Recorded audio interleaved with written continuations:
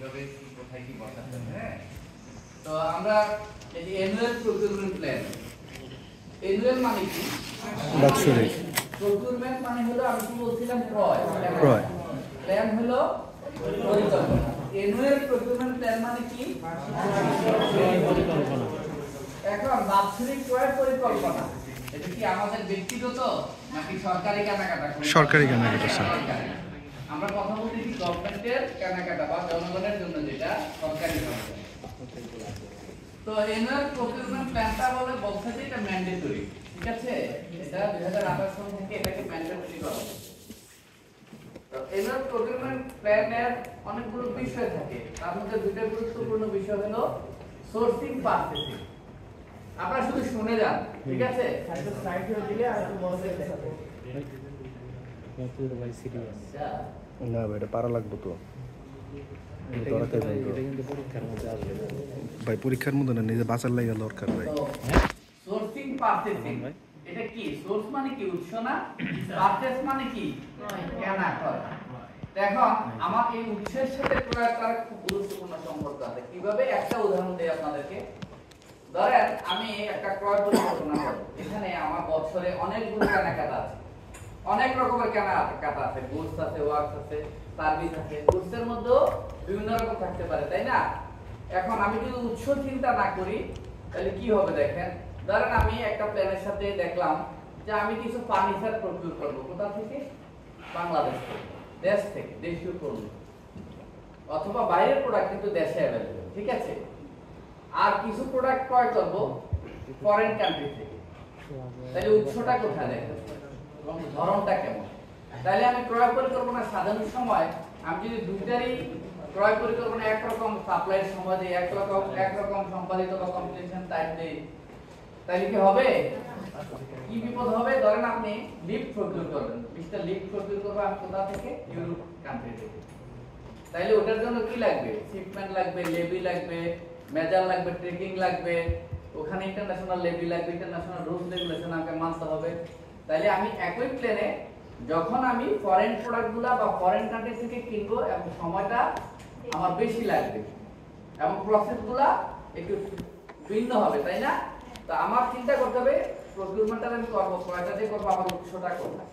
উৎস চিন্তা করলেই বোঝা যাবে যে এই উৎস থেকে আমি প্রকিউরমেন্ট বা ক্রয় করতে গেলে আমার কি করতে হবে, সময় কেমন লাগবে, প্রসেসটা কেমন হবে, কেমন মানে ম্যানেজমেন্ট হবে, লিগ্যাল জুরিডিকশনটা কেমন হবে, এই বিষয়গুলো। আমি যেহেতু সময় কম অল্প কথা বলতেছি, তাহলে উৎসটা চিন্তা করবেন। কিছুদিন আগে এক জায়গায় আমি তদন্ত কমিটিতে গিয়ে দেখলাম এরকম ঘটনা বাধাই হচ্ছে। ওই যে 30 জুনে কাজ শেষ করতে হয়, দেখা গেছে আপনি কিছু তারা প্রকিউরমেন্ট করবে photostat machine, photocopier machine. Photocopier machine তো বাংলাদেশে অ্যাভেলেবল আছে। তো এটার সাথে তারা দিয়ে রাখছে এমআরআই এক্স-রে মেশিন এবং লিখে রাখছে যে জাপান ওই অরিজিনাল মাল হচ্ছে এগুলি। তো কন্ট্রাক্টর তো জুনের পরে আর দিতে পারতেছে না, কন্ট্রাক্টর বলতেছে মিনিমাম 3 মাস সময় লাগবে। কিন্তু আপনি প্ল্যানে সময় দিলেন জুন পর্যন্ত, কাজ আদেশের চুক্তিতে সময় দিলেন কম। তার মানে এটা কি হয়েছে? ভুলটা হয়েছে কোথায়? যে আমি উৎস চিন্তা করিনি। আমি যদি উৎস চিন্তা করতাম যে এটা ওখান থেকে আসবে, তাহলে ওখানে আমার সময় বেশি লাগবে। অনেকগুলো বিষয় চিন্তা করে উৎসটার সাথে মিলিয়ে আমি এটা অ্যাডজাস্ট করতাম, তাই না? তাহলে সোর্সটা হলো আমার গুরুত্বপূর্ণ বিষয়। তারপরে এইসব বিষয় আপনারা পারবেন কিভাবে প্ল্যান লিখতে হয়। প্ল্যান লিখতে হলে তো আমি জানি যে কোনো একটা প্ল্যান লিখতে হলে আমাদের অনেকগুলো বিষয় রাখতে হয়। এই যে প্রসেসটা কি হবে, প্রকিউরমেন্ট প্রসেসটা কি হবে, কি লিমিটেশন আছে, জুরিডিকশন কি আছে, অথেন্টিক্যালিটি আছে কিনা, অথবা আমি একটা কেনাকাটা করব এটা প্রয়োজনীয়তা আছে কিনা, নিড বেস কি, তারপরে ব্র্যান্ডের ম্যানেজমেন্টটা প্রসেসটা কি হবে, টেকনিকটা কি হবে, তারপরে পেমেন্ট মেথডটা কি হবে, এই বিষয়গুলো আপনারা বুঝবেন। অর্থাৎ একটা ক্রয় পরিকল্পনা বা আইপিপি লিখতে হলে আমি কি কি মাথায় রেখে করব। যদিও এটা আমাদের গভর্নমেন্টের প্রকিউরমেন্ট প্ল্যানের আলাদা ফরম্যাট আছে, তারপরও আমাদেরকে এই প্ল্যান করতে গেলে এই বিষয়গুলো মাথায় রাখতে হবে। এখন বেনিফিটটা কি? প্রকিউরমেন্ট প্ল্যানের বেনিফিটটা কি? ধরেন আমরা যে পারিবারিক জীবন বা অফিস লাইফ বা সামাজিক লাইফ করি, বিশেষত ফ্যামিলি লাইফ, আমরা কি করি যে আমার মেডিসিন কস্ট কি হবে, বার্ষিক বাজার, কাঁচা বাজারটা কি হবে, মুদি বাজারটা কি হবে, তারপরে আমার যদি ট্রাভেল থাকে ট্রাভেল কখন কি করব, এই বিষয়গুলো মাথায় রেখে আমার যা বাজেট, যত টাকা ইনকাম করি আমি এটার উপরে একটা মাসে একটা আনুমানিক চিন্তা করি, তাই না? এই যে চিন্তাটা করা, এই যে আগে থেকে আমি পরে কি করব, এই চিন্তাটার নামই তো প্ল্যান, নাকি? এখন সরকারি কেনাকাটার ক্ষেত্রেও তো আমাকে এটা করতে হবে। আর পারিবারিক একটু বিচ্ছুতি ঘটলে বা উল্টাপাল্টা হলে চলে, কিন্তু এটা না মানলে কি হবে? শাস্তির বিধান আছে। আমি প্রথমে বলেছিলাম যে এটা ম্যান্ডেটরি, ঠিক আছে? এই কথাটা মনে রাখবেন। তো মেরি বেনিফিট গুলো কি কি, উল্টোটা চিন্তা করবেন যে না করলে কি হবে। ধরেন আমি যদি কেনাকাটা ঠিকমতো আমি প্ল্যানটা করি, প্ল্যানটা করলে কি হবে? এটা ট্রান্সপারেন্সি, প্রথম হলো আমার ট্রান্সপারেন্সিটা এনশিওর করবে। তারপরে কি হবে? কোয়ালিটি এনশিওর করবে। কি হবে? কোয়ালিটি, গুণগত মান। আর যদি না করি কি হবে? উল্টা। সবসময় চিন্তা করবেন যে আমি না করলে যা হতো তার উল্টাটা হলো বেনিফিট। তা আমি যদি প্ল্যান না করি, ভেন্ডরের সাথে সমস্যা হবে, যারা সুবিধাভোগী, যারা এটা বেনিফিশিয়ারি, তারা ঠিকমতো পাবে না। তারপরে কি হবে? আর্থিক, গভর্নমেন্টের আর্থিক ক্ষতি হবে, তাই না? আপনি এটা মুখস্থ করার দরকার নেই। জাস্ট আমি একটা প্ল্যান, প্রয়োগ পরিকল্পনা সরকারের, ওটা যদি আমি না করি, প্রথমত হলো আমার শাস্তির বিধান আছে, যেহেতু আমি আইন অমান্য করার কারণে আমার সার্ভিস বা অন্য ক্ষতি হবে। সোজাগত আমি আইন না মানার কারণে। আরেকটা হলো যে এটা কি করবে? আমার ট্রান্সপারেন্সিটা নিশ্চিত করবে, তারপরে কোয়ালিটিটা এনশিওর করবে, তারপরে কোয়ান্টিটি এনশিওর করবে। কারণ কিভাবে? যেমন আমি প্ল্যান করলাম না, হঠাৎ করে আমি কিনতে গেলাম, এস্টিমেট করতে গেলাম, তাড়াহুড়ো করে ভুল হবে। আবার হঠাৎ করে কিনতে গেলে আমার কি হবে? কোয়ালিটি এনশিওর হবে না। তারপরে সুবিধাভোগীরাও যথাসময়ে মালামালটা বা গোছটা বা ওয়ার্কটা পাবে না। সহজ কথা, বেনিফিট। তারপরে ভেন্ডর যারা, তাদের সাথে আপনি মিট করতে পারবেন না ঠিক মতো। আর যদি প্ল্যানটা থাকে তাহলে ভেন্ডরের সাথে আপনি সমন্বয় করতে পারবেন। আমরা একটু দেখি যে এই যে প্ল্যানটা কি আসলে। এই প্রয়োগ পরিকল্পনার ফরম্যাটটা হলো এইটা, ঠিক আছে? এগুলি পাওয়া যাবে এপিপি বা বিপিএ বা সিপিটিউ আছে, আপনি পাবেন। এটা একটা মানে ধরেন আমি ওয়ার্কস বা গুডস যাই করি, অথবা গুডস আর সার্ভিস একসাথে লিখতে পারি, হ্যাঁ? এখন আমি দেখেন এই পিপিআর আসলে এত কঠিন না, প্ল্যান এত কঠিন না, আগে একটু কঠিন ছিল বানানো। এখন যেহেতু সিপিকিউ বা বিপিপিএ থেকে দেয়া আছে, আপনি তা সাজিয়ে দিবেন, শূন্যস্থান পূরণের মতো বসিয়ে দিবেন। তো আমরা দেখতে পাচ্ছি যে মিনিস্ট্রি ডিভিশন, তো আমরা কি লিখবো এখানে? আমাদের মিনিস্ট্রি বা ডিভিশনটা লিখব। অনেক সময় যেটা দেখা যায় কম্পিউটার অপারেটর করে দেয়, ওইটা নিচে দিয়ে একটু স্বাক্ষর করে হোক থেকে অনুমোদন নিয়ে নেয়। এইটাই ভুলটা হয়, ঠিক আছে? যদি এইভাবে দেখেন, কেউ দেখে দেখে কাজ করেন, ফরম্যাটটা কোথাও ভুল হবে না। হয়তো ডেট, কমপ্লিশন ডেট, সাপ্লাই মেইনটেইনটা একটু ভুল হইতে পারে, কিন্তু টোটাল ফরম্যাটের কোথাও বড় ধরনের ভুল হবে না। আমরা দেখতে পাচ্ছি যে মিনিস্ট্রি, মিনিস্ট্রি কাজ আমরা যে জব করি আমাদের মিনিস্ট্রি।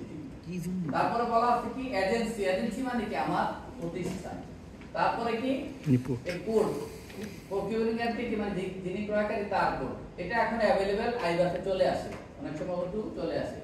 তারপরে হলো প্রোগ্রাম কোড, এটা আইবাসে অনেক সময় অটোমেটিক্যালি এখন চলে আসে। এখন আসে বাজেট, যে আমার বাজেট। তো বাজেট কিভাবে ধরবো বলেন তো? আমি জুলাইতে প্ল্যান করব, আমাকে সরকার বরাদ্দ দেন, এটা বলা হচ্ছে পূর্বের বছরের যত টাকা বরাদ্দ ছিল তার থেকে ম্যাক্সিমাম 15% প্লাস করে যত টাকা হয় ওইটাই আপনার বাজেট। সেটা বিবেচনা করে আপনি ক্রয় পরিকল্পনা করবেন। ক্লিয়ার? এটা মাথায় রাখবেন। আবার ক্রয় পরিকল্পনা করা মানে এই নয় যে আমি সব টাকা খরচ করব, সবগুলো টেন্ডার দিব অথবা ওটিএম করব, অথবা ক্রয় পরিকল্পনা সবগুলোই বাস্তবায়ন হবে, ঠিক আছে? এটা আমার বাস্তবায়ন হবে, ধরে নেবেন যে আমি 75-80% বাস্তবায়নের জন্য আমি প্রক্রিয়া নিব, কিন্তু প্ল্যান করব পুরোটাই। এখন কি কি আছে দেখেন, এখানে অনেকগুলো বিষয় আছে, প্যাকেজ নাম, এই যে বিষয়গুলো ডব্লিউডব্লিউ, এগুলি এই বিষয়গুলো কি, এই বিষয়গুলো দেখে দেখে আপনাকে বসাইতে হবে। যেমন মুখস্থ দরকার নেই, আপনি শুনেন শুধু।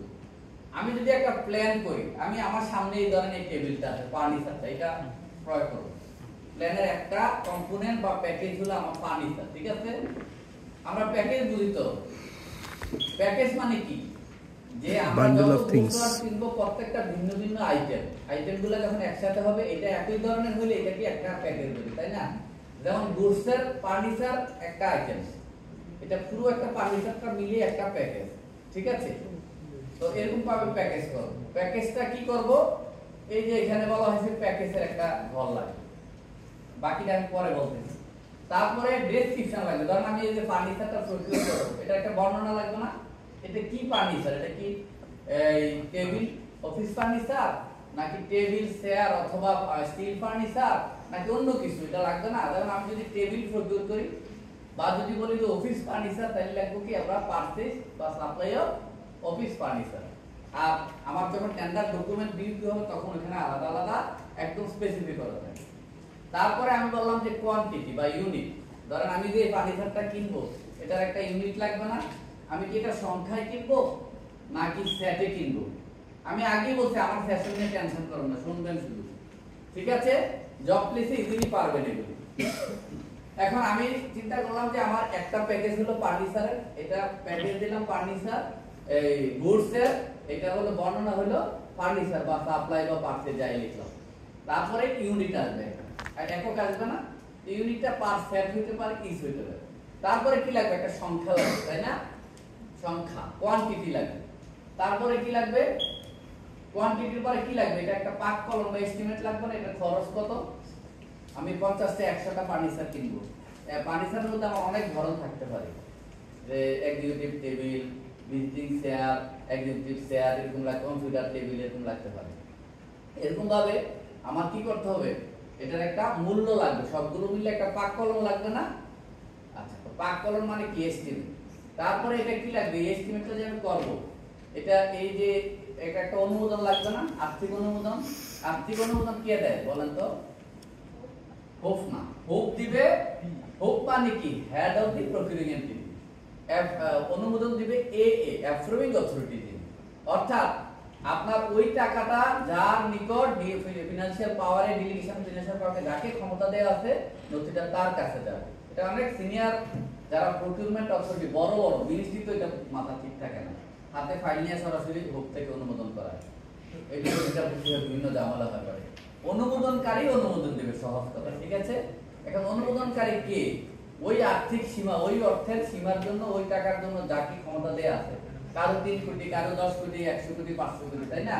যেমন আমাদের ডিজি সংস্থা প্রধান 30 কোটি টাকা অনুমোদন দেয়, এর বেশি হইলে কোথায় যাবে?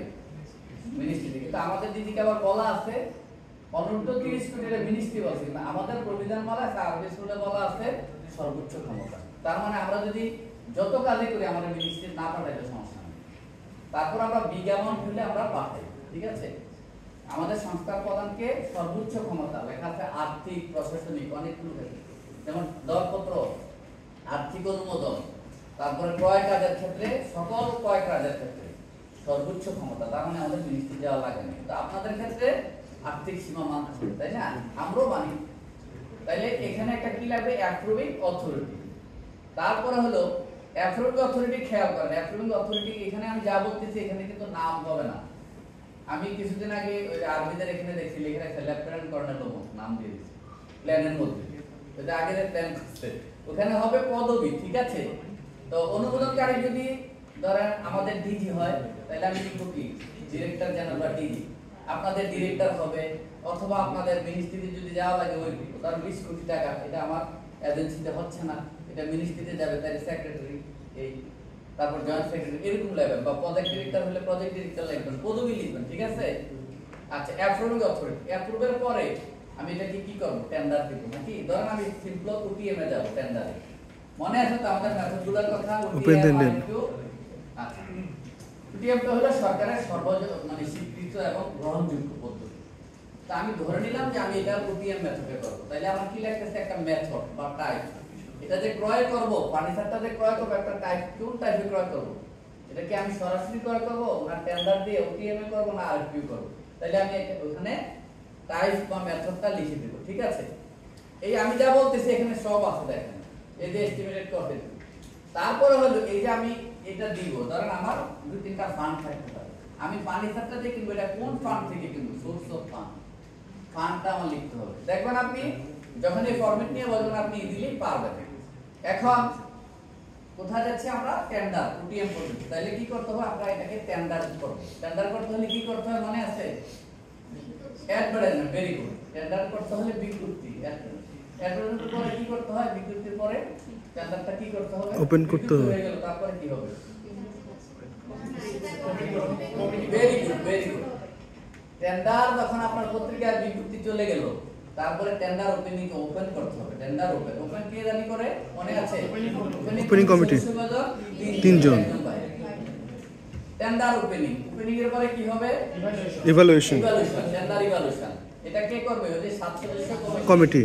কিন্তু আবার দুজন বাইরের, আর যদি 7 জন না থাকে 5 জন যে করা যাবে, একজন বাইরে থাকে। এই যে পারতেছেন, কঠিন কিছু এগুলি কঠিন না। তো ওপেনিং হলো, ইভালুয়েশন হলো, তারপরে কি হবে? ওপেনিং ইভালুয়েশনের পরে কি হবে? নোয়া। এরপরে আপনি নোয়া দিচ্ছেন। নোয়া নোটিফিকেশন অফ, কাকে দিবেন নোয়া? যিনি উইন করছে। আমি নোয়া দিয়ে দিলাম। তারপরে কি হবে? ধরে নিলাম খুব ভালো কন্ট্রাক্টর, মানে তার মতো ভালো আর এরকম ঠিকাদার নাই, সে আয়সা সহসায় কি করলো আপনার সাথে চুক্তি করবে। নোয়া পাওয়ার পরে সিকিউরিটি জমা দিবে। সিকিউরিটি ছাড়া তো আর আপনি তার রিসিভ করতেছেন না, পার্টনার সিকিউরিটি দিবে নাকি? মনে আছে? পার্টনার সিকিউরিটি দিয়ে তারপরে কি করবে? এগ্রিমেন্ট করবে। তার মানে কি হলো? নোয়ার পরে হলো কন্ট্রাক্ট সাইন। কন্ট্রাক্ট সাইনের পরে হলো সাইন বাই এগ্রিমেন্ট। তারপরে কি হবে? অল্প কথা হবে, কাজ শুরু করবে। কাজ করবে, করে করে কাজ শেষ করে দিবে, কম টেনশন। ঠিক আছে? এখন দেখেন আমার কি এটা মুখস্থ করা দরকার আছে?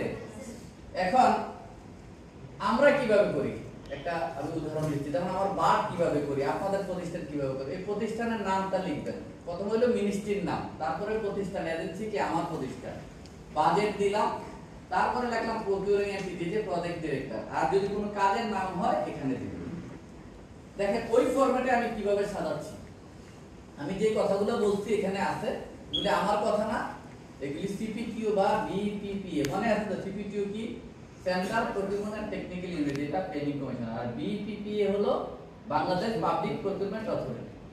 ওখানের ওয়েবসাইটে লেটেস্ট ফরম্যাট আপনি পাবেন। এগুলি মুখস্থ দরকার নাই, কপির দরকার নাই, সবুজ ধারণার দরকার নেই, কারণ আমি আপনাদেরকে উদাহরণ দেওয়ার জন্য অল্প করে নিয়ে আসি, আর আপনারা ওখানে পুরো বিষয়টা পাবেন।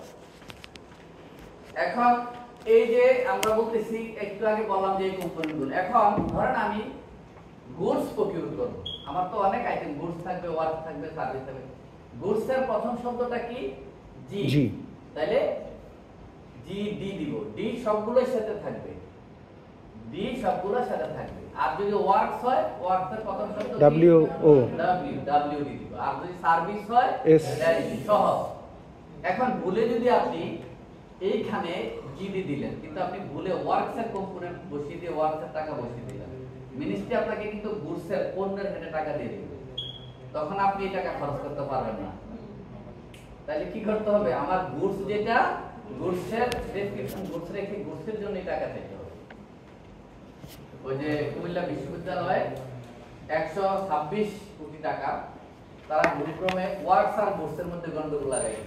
ওই যে কম্পিউটারে আমরা টাইপ করে তো কপি পেস্ট করতে যায়া তারা হুড়ু করে দিয়ে দিতে, যখন টাকা আসছে আমিরা কাজ করতেছে, টাকা আসছে পেমেন্ট করতে পারতেছে। তা আমাকে সুপারভাইজার ইঞ্জিনিয়ার বলতে, তো ভাই আমি বুঝতেছি না, এখন আমার টাকাটা নিচ্ছে না, কোডে নিচ্ছে না। আমি বললাম তুমি কোডে নিচ্ছে না, তুমি এটা পাঠাও, স্ক্যান করে পাঠাও। পাঠাইছে, তখন বললাম তুমি তো দিয়ে রাখছো গুডস, তোমার প্ল্যান দাও। তো প্ল্যান পাঠিয়েছে, দেখলাম যে সে ওয়ার্কসের একটা ওটার মধ্যে দিয়ে রাখছে কপি করে, মানে 3 স্টোরি বিল্ডিং দিয়ে রাখছে, ওখানে দিয়ে রাখছে জিডি। আমি বললাম তুমি তো চাইছো গুডস দিছো ওয়ার্কসের ডেসক্রিপশন, তো তোমাকে স্বাভাবিকভাবে জিডি দিছো, তুমি গুডসের পণ্যের কোডে তোমার টাকা দিছো, তার মানে তোমার ওয়ার্কসের কোডে টাকাটা নাই। তোমার বিশ্ববিদ্যালয়ের আইবাসে ঢুকে দেখো তোমার ওয়ার্কসের এই গুডসের কোডে টাকা বেশি আছে। তো কইলে বলে হ্যাঁ আমার তো এখানে আছে, তার মানে কোন টাকাটা বেশি, দেখো এই টাকাটা, কারণ তুমি প্ল্যানে ভুল করছিলে। তখন কি করা? আমি বলছি এখন যাইবা লিফটম্যানকে সালাম দিবা, চা খাওয়াইবা, কফি খাওয়াইবা, করে করে নিয়ে আসবা।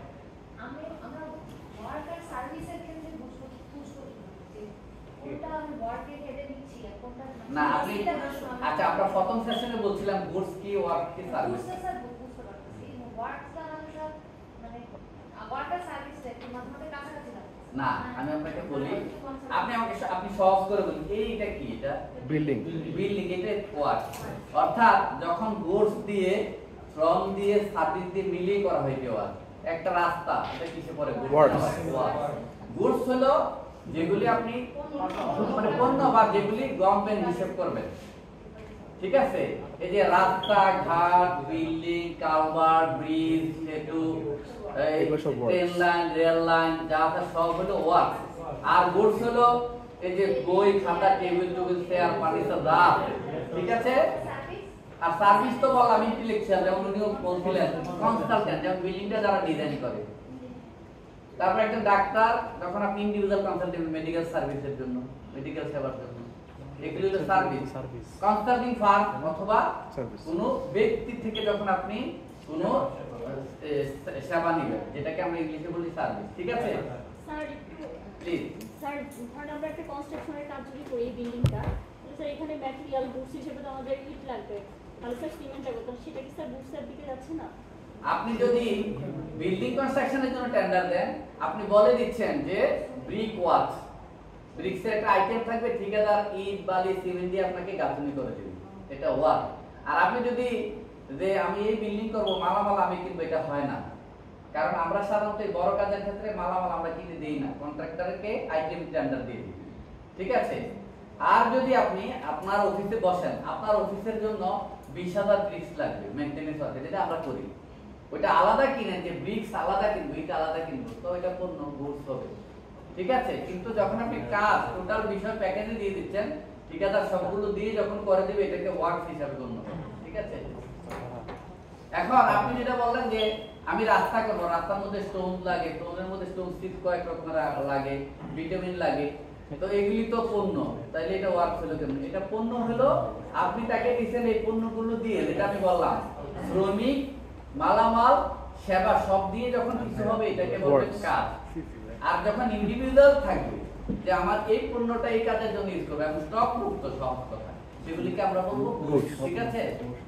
আচ্ছা, তারপরে আমরা যে বিষয়টা বলতেছিলাম যে আমরা খেয়াল রাখবো যে গুডসের এটা যেন ওয়ার্কসের মধ্যে চলে না যায়, বা ওয়ার্কসেরটা গুডসে না যায়, গেলে বড় ধরনের বিপদ হবে।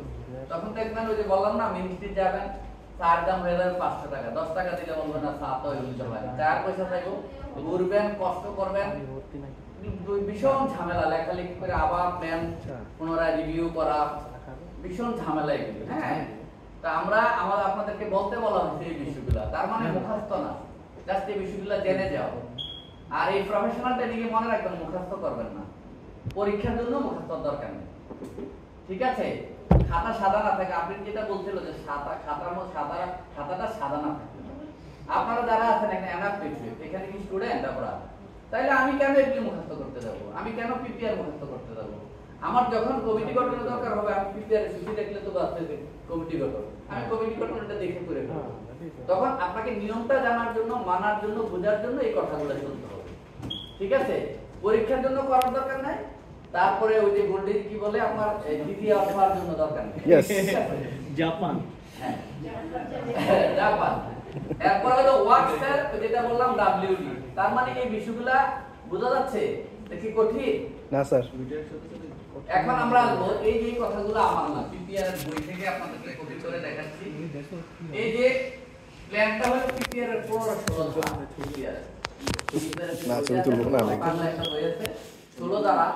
আপনি যখন ক্রয় পরিকল্পনা করবেন বা পদ্ধতি নির্বাচন করবেন, এখানে এই কথাগুলো লেখা আছে, এই 15 ধারা কি কি আছে। আপনি যে ক্রয় করবেন, এটার ধরনটা কি, কোন ধরনের গুডস বা বস্তু করবেন, তারপর এটার প্রাপ্যতা কেমন, প্রাক্কলিত ব্যয় কেমন হবে, তারপরে হলো পণ্যের মূল্যটা কি হবে, তারপর যারা সাপ্লাই দিবে তাদের সামর্থ্য আছে কিনা, আবার ক্রয়ের এই যে বলা আছে জরুরি প্রয়োজনীয়তা আছে কিনা, প্রত্যাশিত প্রতিযোগিতা হবে কিনা, ঠিক আছে? আপনি যেন ক্লিয়ার থাকে বিষয়গুলো, এইসব বিষয়গুলো চিন্তা করে এই পিপিআর এর 15 ধারা মোতাবেক এই বিষয়গুলো মাথায় রেখে, তারপরে হচ্ছে ঝুঁকি আছে কিনা। এই যে আমরা দেখলাম একটা গুডস টেন্ডার দিয়ে দিলাম কেনার জন্য, দেখা গেল এটা প্রাপ্যতাই নাই, অথবা এটা সাপ্লাই দিতে গেলে রিস্ক আছে, কেমন রিস্ক, এটা শিপমেন্টে আসবে না, অথবা টেন্ডার বাজারে সমস্যা আছে, বুঝলেন তো? আমার দাদি বলতো যে উকিল পুলিশ, আরেকটা হলো ঠিকাদারদের থেকে দূরে থাকতে, আর স্বর্ণকার স্যার, স্বর্ণকার যাকে আপনি বুঝলেন, কিন্তু উকিল পুলিশ ঠিকাদার এটাকে কেন বলা হয়েছে? তো দাদি বললো যে কেন বলছি, কারণ উকিল সারাদিন কথা বলবে, সবসময় ভালো সম্পর্ক থাকবে, শেষের দিকে তোর সাথে এমন সমস্যা করবে তুই বুঝতে পারবে না।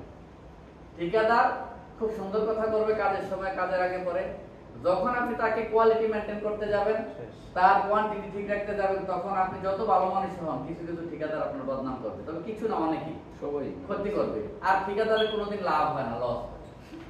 ঠিক আছে? আর পুলিশ কি, আল্লাহ মাফ করুক, এটা একটা পেশা, আমি রেসপেক্ট করে বলতেছি। আমার মেয়ে আমার